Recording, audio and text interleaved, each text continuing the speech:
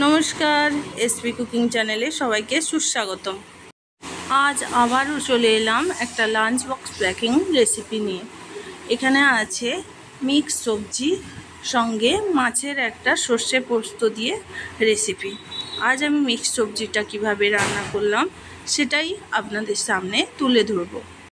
প্রথমে কড়াইতে 1 কাপ মতো জল দিয়েছি, পরিমাণ মতো লবণ হলুদ দিয়ে জলটা একটু ফুটে এলে তাতে কেটে রাখা সবজি দিয়ে দিয়েছি। সবজির মধ্যে আমি এখানে দিয়েছি পেঁপে, আলু, কুমড়ো, কুঁদরি, নোটে শাক, ঝিঙ্গা, সব কিছু একসঙ্গে ভালো করে সেদ্ধ করে নেব।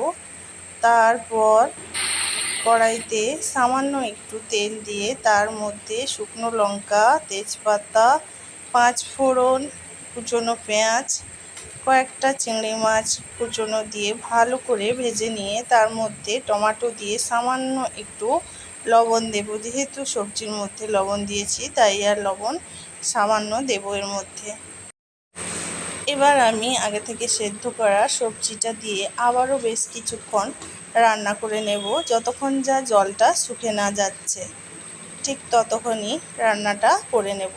সামান্য একটু জিরে গুঁড়ো ছড়িয়ে দিয়ে নামিয়ে নিলেই রেডি আমাদের মিক্স সবজি। আজ এই পর্যন্ত, আবারও দেখা হবে কোনো না কোনো নতুন রেসিপির সঙ্গে। যদি আমার রান্নাটা ভালো লেগে থাকে তাহলে প্লিজ একটি লাইক দেবেন, আর যারা নতুন তারা চ্যানেলটিকে ফলো করে দেবেন। এই রান্নাটা যারা ডায়েট করেন তাদের জন্য একদম পারফেক্ট, একবার ট্রাই করে দেখতেই পারেন।